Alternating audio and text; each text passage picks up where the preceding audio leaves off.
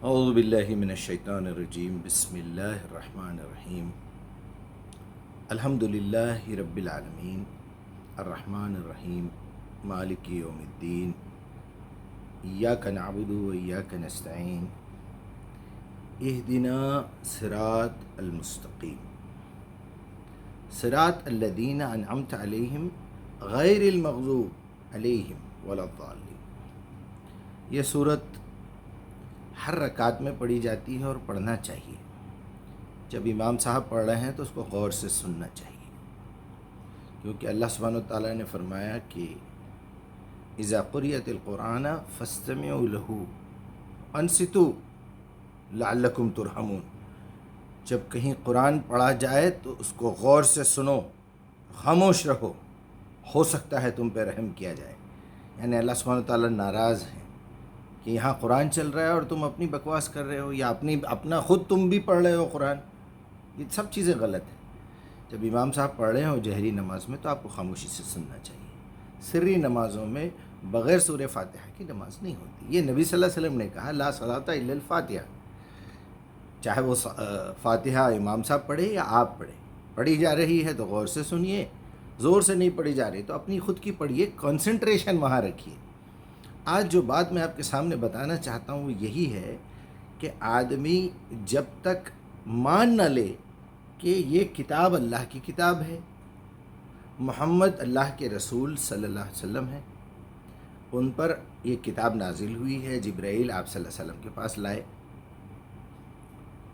تو یہ کتاب مجھ تک پہنچی ہے۔ لیکن میں نے اس کتاب کو کیوں قبول کیا، کب قبول کیا؟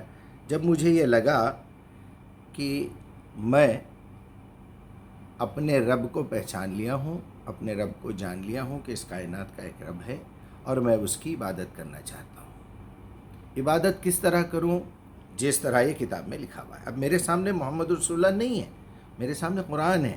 اب یہ قرآن سمجھائے گا کہ جس ہستی نے اس کتاب کو مجھ تک پہنچانے کے لیے محنت کی ہے، لوگوں نے محنت کی ہے بیچ کے، اس کی حفاظت اللہ سبحانہ و تعالیٰ نے کی ہے، تو آخر کیا وجہ ہے؟ کیا وجہ ہے کہ دنیا کی جس طرح ایک چیز کامن ہے پوری دنیا میں وہ ہے موت۔ ہر آدمی یہ جانتا ہے کہ چاہے وہ کیڑا مکوڑا ہی کیوں نہ ہو، وہ کوئی بھی جاندار ہو، اس کو ایک دن مرنا ہے۔ جس طرح وہ چل پھر رہا ہے ایک دن وہ ڈیڈ باڈی بن جائے گا۔ یہ سب سے بڑی حقیقت مانی جاتی ہے۔ اللہ کا انکار کرنے والے بھی موت کا انکار نہیں کر سکتے۔ اسی طرح ایک دنیا کی سب سے بڑی حقیقت یہ ہے کہ یہ کتاب دنیا کے کسی کونے سے آپ اٹھا لیں، آپ کو اس کے اندر ایک آیت کا فرق بھی نہیں ملے گا، سیریل نمبر کا بھی فرق نہیں ملے گا، زیر زبر کا بھی فرق نہیں ملے گا، ایک لفظ آگے پیچھے بھی نہیں ہوگا۔ بسم اللہ الرحیم الرحمن نہیں ہوگا، بسم اللہ الرحمن الرحیم ہوگا۔ جب یہ باتیں سامنے آ جاتی ہیں تو بندہ یہ سوچتا ہے کہ اب میرے پاس کوئی اور راستہ نہیں ہے۔ ایک طرف موت کھڑی ہے، دوسری طرف اللہ کی کتاب ہے جو کہ یقینی ہے، محفوظ ہے، چاہے جتنی آپ کوشش کر لیں، چاہے جتنی کوشش کر لیں۔ موت کے متعلق چاہے جتنی بکواس کر لیں آپ، پھر واپس آنا ہے، پلٹنا ہے، پنرجنم ہوگا اور یہ ہوگا اور وہ ہوگا، وہ وہی کانسیپٹ تھا کہ عالم ارواح میں ایک جنم تھا، اس دنیا میں دوسرا جنم ہے، تیسرا جنم پھر آخرت میں ہوگا، وہاں پھر ہمیشہ رہے گی زندگی۔ اس کو آپ کہنا چاہیں تو کہہ لیجیے، جنم ہے نا، ایک کیفیت میں آپ تھے، وہاں سے یہاں آئے، بس۔ آج میں سورہ فاتحہ پہ خاص طور پہ ایک لفظ کا آپ کو مفہوم بتانا چاہ رہا ہوں، جس کی وجہ سے آپ کی ہماری سارے اس وقت جتنے لوگ ہیں، میں اربوں میں بھی دیکھ کے پریشان ہوں کہ ایک لفظ کے غلط سمجھنے کی وجہ سے کہ کیا حشر ہو گیا ہے انسانوں کا۔ وہ لفظ ہے مستقیم۔ اب آپ دیکھیے کیفیت کہ ایک آدمی جب یہ قبول کر چکا ہے کہ اس کائنات کا ایک رب ہے، اس نے ایک شخص محمد رسول اللہ پہ اپنی کتاب نازل کی ہے، وہ کتاب محفوظ مجھ تک پہنچ گئی ہے، میں اس کتاب کی ریسرچ کر چکا ہوں، اب میں وہ کتاب سیکھنے کا ایک ٹریننگ کورس ہے، وہ ٹریننگ کورس ہے نماز۔ میں وہ نماز سیکھنے کے لیے جا رہا ہوں جہاں مجھے ڈیلی تھوڑا تھوڑا قرآن سنایا جائے گا، لیکن وہ سیکھنے سے پہلے، وہ سمجھنے سے پہلے مجھے ایک اسپیشل کرائٹیریا دیا گیا ہے، ایک فارمولا دیا گیا ہے کہ کلاس کو اتنے بجے آنا ہے، یہ بک لے کے آنا ہے، وہاں آ کے اسمبلی میں ایکسرسائز کرنا ہے، وہاں پر اسمبلی میں کوئی ایک دعا یا کوئی جو ہے ترانہ پڑھنا ہے، اس کے بعد کلاس شروع ہونی ہے۔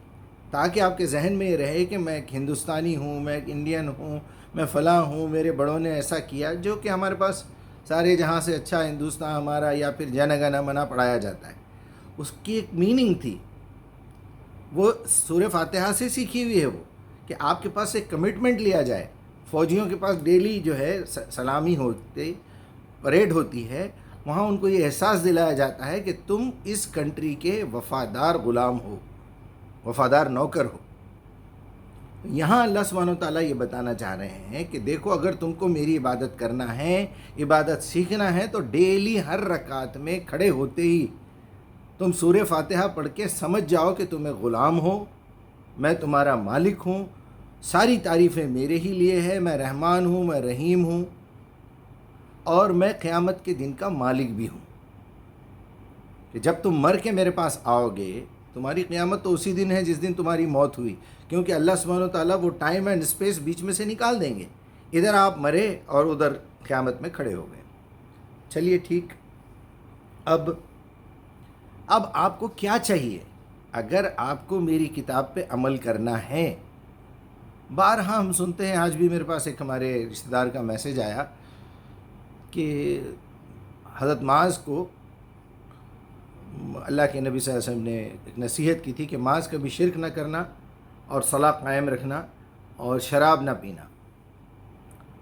تو میں اس کی تحقیق میں لگ گیا کہ لوگوں کو توحید نہیں معلوم، آپ شرک پہ روک رہے ہیں، آج کی دنیا کی بات کر رہا ہوں، اور لوگوں کو صلاح کا مطلب نہیں معلوم، آپ نماز کی پابندی کا حکم انہیں دے رہے ہیں، لوگوں کو نشہ کی قسمیں ابھی تک نہیں معلوم، آپ نشہ سے روک رہے ہیں، شراب سے روک رہے ہیں۔ خیر، ان کے اندر ایمان ہی پیدا نہیں ہوا جس کی وجہ سے آپ استقامت حاصل کر سکتے ہیں کسی چیز پہ۔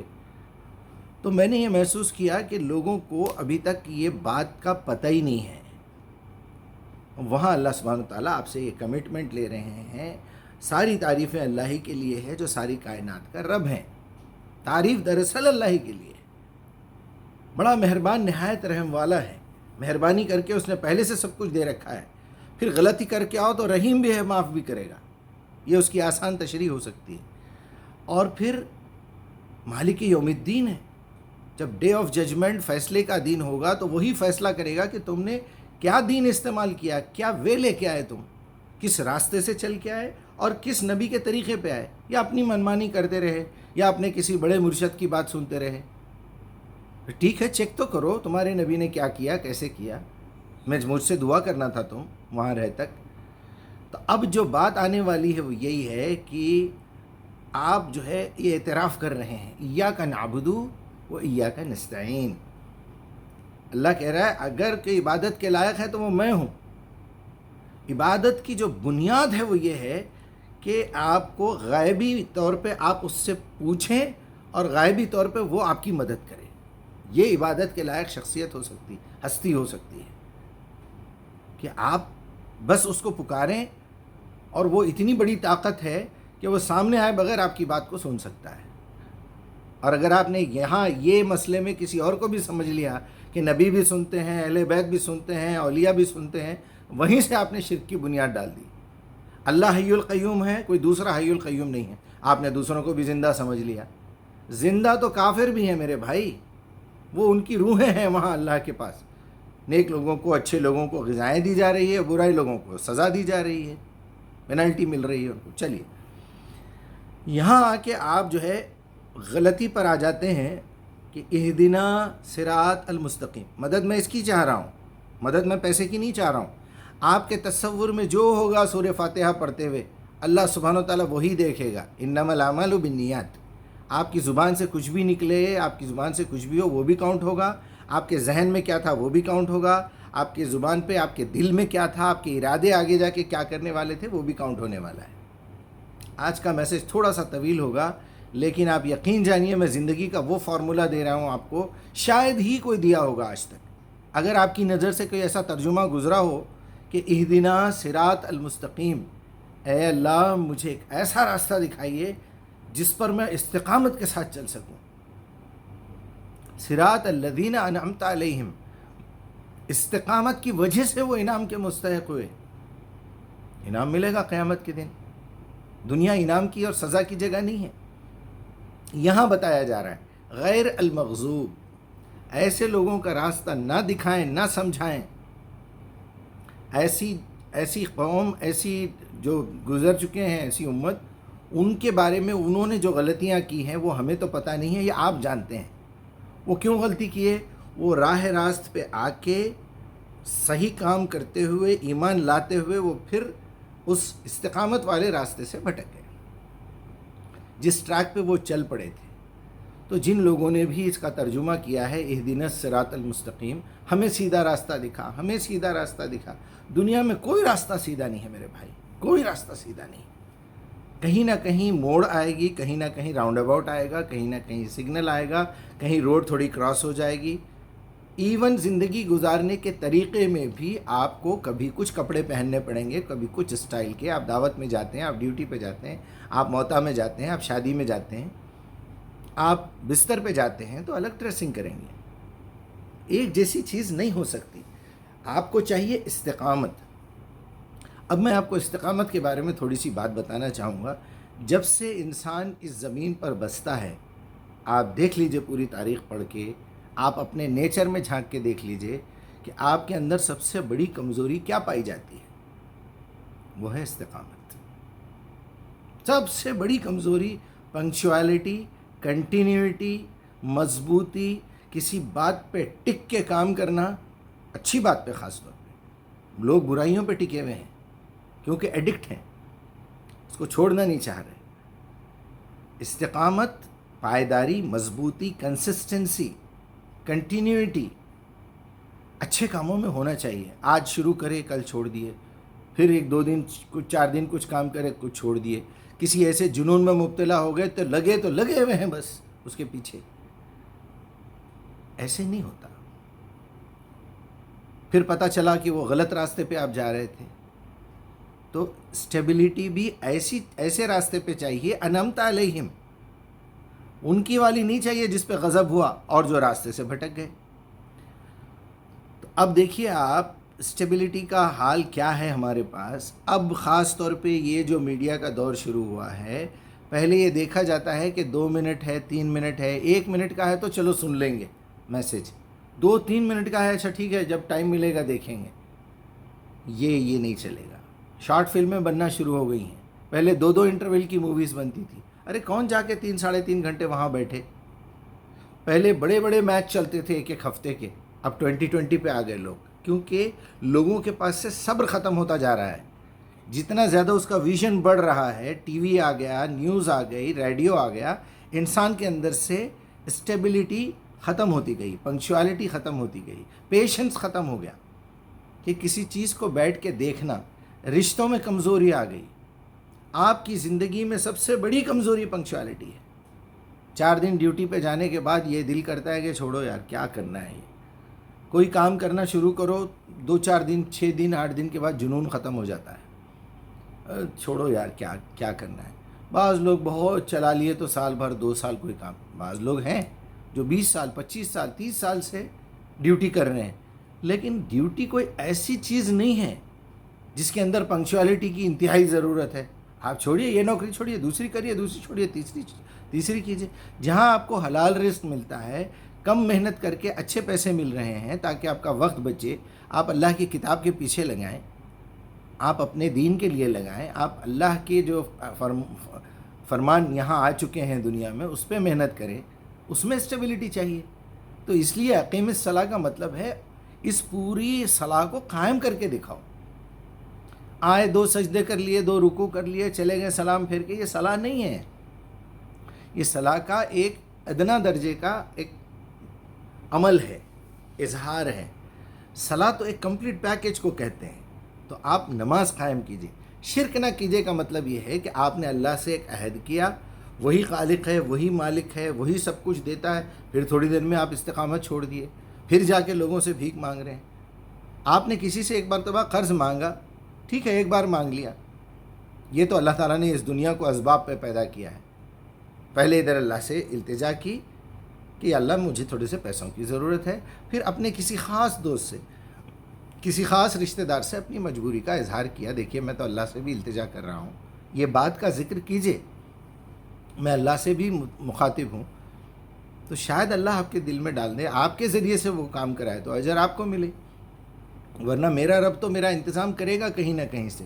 اگر آپ یہ کام کر سکتے ہیں تو میں یہ چاہوں گا کہ اس کا اجر، اس کا ثواب آپ کو ملے، اور آپ مجھ پہ بھروسہ کر سکتے ہیں، اور میں آپ پہ بھروسہ کر سکتا ہوں، میں آپ کے معاملے میں خیانت نہیں کر سکتا۔ یہ طریقہ ہے قرض مانگنے کا۔ اور اگر میں مر جاؤں تو اس کا سبسٹیٹیوٹ یہ اور یہ اور یہ ہے، فلاں سے لے لینا، فلاں سے آنا ہے۔ یہ استقامت ایک ایسی چیز ہے، آپ دیکھیے بچیاں 6 دن 4 دن 3 دن میں واپس پلٹ کے آ رہی ہیں سسرال سے، برداشت نہیں ہے، پیشنس نہیں ہے، رشتوں میں کمزوریاں پیدا ہو گئی ہیں۔ آپ 3 4 گھنٹے 7 گھنٹے میں نے دیکھا ہے لوگوں کو شارٹس دیکھتے ہوئے، صرف بس ویڈیو لگائے ہوئے ہیں، ایک شارٹ ختم ہوا، دوسرا ختم ہوا، 30 سیکنڈز 50 سیکنڈز 1 منٹ سے زیادہ اپلوڈ بھی نہیں ہوتا شارٹس میں، ٹک ٹاک میں، اس میں موج میں آپ دیکھ رہے ہیں ہر چیز شارٹ۔ لوگ بھی مجھ سے کہتے ہیں بھائی آپ اتنے بڑے بڑے بیانات ریکارڈ کر کے بھیج رہے ہیں، ہم نہیں دیکھ سکتے۔ تو بھائی صاحب میں کیا عرض کروں آپ سے، کوئی بری بات نکل جائے گی منہ سے۔ بھائی اگر آپ کو جہنم میں جانے کا شوق ہے، اگر آپ کے پاس پیشنس نہیں ہے، اگر آپ کو اتنی عقل نہیں ہے کہ آپ جا کے اپنے رب کے سامنے کیا مانگ رہے ہیں، تو میں کیا کر سکتا ہوں؟ میں تو آپ کو یہ سکھا رہا ہوں کہ جائیے، جا کے اسی کمزوری کا اظہار کیجیے اپنے رب کے سامنے اور بولیے اہدنا صراط المستقیم، اے اللہ مجھے ایسا راستہ دکھائیے جس پہ میں استقامت کے ساتھ چل سکوں۔ راستہ سیدھا اور ٹیڑھا کیا ہے، وہ تو آگے آ رہی ہے بات، صراط الذین انعمت علیہم۔ راستہ ایسے لوگوں کا ہونا چاہیے جس پہ چل کے لوگ آپ کے انعام کے مستحق ہوئے۔ اسٹیبلٹی، استقامت، کنسسٹنسی، کنٹینیوٹی، مضبوطی کی وجہ سے انعام ملا، اور راستہ بھی اچھا تھا۔ یہاں ایک مبالغہ پیدا ہو سکتا ہے، محاورہ ہے، انہی محاوروں میں جو لوگوں نے بھی ترجمہ کیا ہے، اللہ تعالیٰ ان کی خدمت کا، ان کی نیتوں کے حساب سے اجر عطا کرے۔ میں کسی کو غلط نہیں بول رہا ہوں، مگر کیا ضرورت ہے آپ کو سیکنڈ میننگ لینے کی، جبکہ آپ کے پاس الفاظ کھلے کھلے موجود ہیں۔ استقامت کا لفظ ہر اردو جاننے والا جانتا ہے۔ اسٹیبلٹی ملتا جلتا بھی ہے اردو سے، اسٹیبلٹی، استقامت، کہ آپ کسی کام پہ جم جائیں اچھے کام پہ تو اس کو کنٹینیوسلی کریں۔ اقیم الصلاۃ کا مطلب، اقیم الصلاۃ بھی اسی سے، استقامت سے بنا ہوا ہے۔ قام یقوم و اقم، استقم، مستقیم، یہی بات ہے۔ تو استقامت نہ ہونے کی وجہ سے، اچھا آپ دیکھ لیجئے پوری جتنی آپ کی لائف ہے، جتنے بھی آپ کو جو ہے فرائض سکھائے گئے ہیں، پنکچوالٹی ہے کہ اقیم الصلاۃ، دیکھو نماز قائم کرو، دیکھو نماز قائم، اس میں پنکچوالٹی ہے۔ اچھا پنکچوالٹی میں پھر آپ کو یہ بھی سکھایا گیا کہ آپ کو اس میں کیسے کیسے چھوٹے چھوٹے چینجز لانا ہے۔ سردی کا موسم ہے تو تھوڑا دیر سے فجر ہوگی، گرمی کا موسم ہے، سورج جلدی نکل رہا ہے تو تھوڑا جلدی ہوگی۔ آپ اپنی گھڑی کے حساب سے نماز نہیں پڑھ سکتے، آپ کو سورج کی کرنوں کے حساب سے نماز پڑھنا پڑے گا۔ طلوع آفتاب سے پہلے آپ کو سجدہ کر لینا ہے۔ تو یہاں آ گیا نا، چینجز آ گئے نا۔ اتنے چینجز کی آپ کو باضابطہ حکم ہے، گنجائش نہیں۔ آپ کو یہ بتایا گیا ہے کہ دیکھو حالات کے حساب سے چینجز لاتے ہوئے بھی مستقیم رہنا ہے تم کو۔ رشتہ ہو گیا ہے، کیا مطلب ہے سب کہ کیوں ٹوٹ رہا ہے رشتہ؟ ایک تو اس بیچاری کے پاس یا اس بیچارے کے پاس یہ فہم ہی نہیں ہے کہ میں جو شادی کے رشتے میں اس بندھن میں بندھ رہا ہوں یا بندھ رہی ہوں، یہ مجھے مستمر چلانا ہے، مرتے دم تک اس کو نبھانا ہے۔ وہاں اگر کوئی چینجز آ جائیں تو وہ چینجز بالکل ویسے ہے جیسے نماز میں آ گئے۔ آپ کا ایکسیڈنٹ ہو گیا ہے، آپ بستر پہ پڑے ہوئے ہیں، لیٹ کے پڑھیے، آپ مسافر ہیں، ہوائی جہاز میں پڑھیے، بس میں پڑھیے، ٹرین میں پڑھیے، چلتے ہوئے پڑھیے، گاڑی چلاتے ہوئے پڑھیے، اور کیا چاہیے آپ کو؟ تو آپ کے رشتے میں اگر کوئی چینجز آ رہے ہیں، کوئی خرابی پیدا ہو گئی ہے، تو کچھ دن کے لیے آپ اس کو بالکل قصر کر کے پڑھیے، آپ اس کو جمع کر کے پڑھیے۔ آپ تھوڑے دن کے لیے باہر جا رہے ہیں پیسے کمانے کے لیے، تو وہاں صبر کیجئے۔ وہ سچویشن نہیں ہے کہ آپ مقیم ہیں، ساتھ ساتھ رہ رہے ہیں تو پوری زندگی ویسی گزرے آپ کی، نہیں۔ اب آپ کو سبسٹیٹیوشن دیکھنا پڑے گا، اس کا سبسٹیٹیوٹ کیا ہو سکتا ہے اچھا، پھر اس حساب سے کام کرنا پڑے گا۔ بے شمار مثالیں ہیں۔ آپ کو نماز کا پابند بنا کے استقامت سکھائی جا رہی ہے، آپ کو نماز کے بعد روزے رکھوا کے استقامت سکھائی جا رہی ہے، آپ کو زکوٰۃ دلوا کے یہ استقامت سمجھائی جا رہی ہے، پیوریفیکیشن سمجھایا جا رہا ہے کہ اگر تم کو اس راستے پہ کنٹینیوسلی کنسسٹنسی کے ساتھ چلنا ہے، مضبوطی کے ساتھ چلنا ہے، تو اپنے جیب سے پیسے نکالو، اس کا پیوریفیکیشن کرو. پیوریفیکیشن صرف پیسے کا نہیں ہے، تمہارے زبان کا بھی ہے، تمہارے عقیدے کا بھی ہے، تمہارے پیٹ کا بھی ہے، تمہاری شرمگاہ کا بھی ہے. اس سے گناہ دھلیں گے تمہارے، اس سے گناہ صاف ہوں گے. جب تم بھلائی کی نیت سے کسی کو پیسہ دو گے تو پھر تمہارے اندر وہ چیز پیدا ہوگی، وہ صفت پیدا ہوگی جس سے تم گناہوں سے رک سکو گے. روزہ رہو گے تو لعلکم تتقون، تمہارے اندر تقوی آئے گا. تم صلاۃ قائم کرو گے، ان الصلاۃ تنہی عن الفحشاء والمنکر. اگر تم عمرہ پہ جاؤ گے، حج پہ جاؤ گے تو تمہیں وہاں کی نشانیاں پتہ چلیں گی جس سے تمہارا ایمان مضبوط ہوگا، ڈیولپ ہوگا. غرض یہ کہ استقامت ہی آپ کو مانگنی چاہیے. اگر آپ نے سورہ فاتحہ پڑھتے ہوئے یہ نہیں سوچا کہ یا اللہ میں تیرا بندہ ہوں، میں تیرا غلام ہوں، میں اپنے آپ کو تیرے آگے سرنڈر کر دیا ہوں، اب تیری مرضی کے مطابق میری مرضی چلے گی، اسے کہتے ہیں رضا الہی، کہ اللہ کی مرضی، اللہ کی رضا کے لیے کچھ کرنا. آپ کو غلط معنی بتا دیے گئے ہیں، اللہ کی رضا کے لیے کر رہا ہوں میں، تو اس کا مطلب یہ ہے کہ اللہ آپ سے راضی ہو جائے اور آپ کو جنت میں ڈال دے یا کچھ ثواب دے دے یا اجر دے دے. یہی ہے نا؟ یہاں یہ مطلب ہے ہی نہیں بالکل. وہاں مطلب یہ ہے کہ پہلے سے اللہ تعالیٰ کی یہ مرضی ہے کہ تم اس طرح کام کرو. مرضی الگ چیز ہے، رضامندی الگ چیز ہے. پہلے آپ اپنی زبان میں اس کو توڑ مروڑ کے گھسیڑنے کی کوشش کرتے ہیں الفاظ کو، اب اس کے بعد پوری زندگی بدل دیتے ہیں لوگ. سوچئے کتنے بڑے بڑے مفسرین اور مترجمین نے اس کا ترجمہ سیدھے راستہ، سیدھا راستہ، سیدھا راستہ. ایک باپ اپنے بیٹے سے یہ کہے گا مثلاً کہ بیٹا دیکھو یہ پارسل ہے، فلاں چاچا کے گھر پہ، تایا کے گھر پہ، کسی فلاں کے دوست کے گھر پہ لے جا کے پہنچا کے آؤ. اور اس کو پتہ ہے کہ راستے میں اس کے دوست کا بھی گھر ہے، تو وہاں وہ یہ کہے گا کہ بیٹے دیکھو سیدھے جانا اور سیدھے آنا. کیا مطلب ہے سیدھے جانا اور سیدھے آنا؟ وہ تو ٹکر کھا جائے گا اور سیدھا جائے گا. تو اگر آپ کے الفاظ کا مطلب یہ لے لیا سیدھا راستہ، وہ بولے گا ڈیڈی وہاں سے تو ٹرن بھی لینا ہے مجھے، میں سیدھے کیسے جاؤں؟ نہیں بیٹا، اس کا مطلب یہ نہیں ہے. اس کا مطلب یہ ہے سیدھے جاؤ سیدھے آؤ کا مطلب یہ ہے کہ تم کوئی اور کام نہ کرو، سیدھے انہی کے پاس جانا، سیدھے وہاں سے واپس پلٹ کے آنا. راستے میں رکو مت، جس مقصد کے لیے جا رہے ہو اس میں کوئی ٹیڑھ میڑ مت لاؤ. یہی مطلب ہے. تو یہ سیکنڈ میننگ ہے. تو آپ سیکنڈ میننگ کیوں لے رہے ہیں وہاں پر؟ آپ یہ لیجئے نا، آپ اللہ تعالیٰ سے یہ بولیے اہدنا صراط المستقیم، مجھے استقامت والا صحیح راستہ بتائیے، مجھے ایسی بات سمجھائیے جس کے اوپر میں پھر جم جاؤں، مجھے قرآن کی وہ آیت سمجھائیے الذین آتیناہم الکتاب یعرفونہ کما یعرفون ابناءہم. ہم نے پہلے سے جس کو کتاب دی ہے وہ اس کتاب کو اس طرح پہچانتے ہیں جیسے اپنے بچوں کو پہچانتے ہیں پہلے سے، کیونکہ پہلے سے وہ بات لکھی ہوئی ہے جو اب اس کتاب میں ہے. وہ امن فریق کیا ہے اور جس میں سے فریقا منہم یکتمون الکتاب ویعلمون، اور اس میں سے ایک فرقہ ایسا بھی ہے جو یہ کرتا ہے. تو یہ صحیح مطلب ہے نا. تو آپ اپنے رب سے دعا ہی نہیں کر رہے ہیں کہ صحیح مطلب مجھے سمجھائیے جس پہ میں استقامت کے ساتھ چل سکوں، تو ہمارا یہی حشر ہونے والا ہے. بہرحال 25 منٹ کی تقریباً یہ اسپیچ ہو رہی ہے. اللہ تعالیٰ سے میں التجا کرتا ہوں تڑپ تڑپ کے، جب سے میں نے شعور میں آ کے سورہ فاتحہ کو پڑھنا شروع کیا، آپ یقین مانیے پریکٹیکلی میری مثال موجود ہے. الحمدللہ یہ میرا اپنا ذاتی تجربہ ہے. اور الفاظ پکار پکار کے یہ کہہ رہے ہیں بھائی اہدنا صراط المستقیم، عجیب عجیب ترجمے کیے، مجھے سیدھے راستہ چلا دے.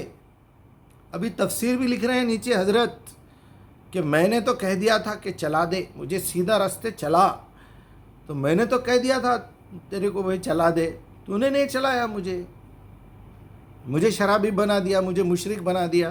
میں جا کے قبروں پہ سجدے کرتے رہا، میں بزرگان دین کے چکر لگاتے رہا، میں سیاستہ کا غلام بن کے رہا، میں امام ابو حنیفہ کے پیچھے چلتا رہا. اگر وہ جنت میں بھی جائیں گے تو تمہیں جانے کی اجازت نہیں ملے گی، صرف اس پاداش میں کہ تم نے تو بخاری مسلم کو اپنا جو ہے رسول مانا یا اپنا معبود مانا تھا. تم نے اللہ کو کہاں معبود مانا تھا؟ تم اگر اللہ کو اپنا معبود مانتے تو قرآن پڑھ کے سمجھتے، اور قرآن پڑھ کے مجھ سے التجا کرتے، مجھ سے دعا کرتے کہ اس کا صحیح مطلب بتا کیا ہے اور اس پہ مجھے استقامت بخش دے. یہ بات ہے. اللہ تعالیٰ سے التجا ہے، ریکویسٹ ہے کہ اگر مجھ سے کوئی غلطی ہوئی ہے تو اللہ اسے معاف بھی کر دے اور میرے اور آپ کے دل و دماغ سے اسے ڈیلیٹ کر دے، اور جو بات صحیح ہے اس پہ استقامت دے.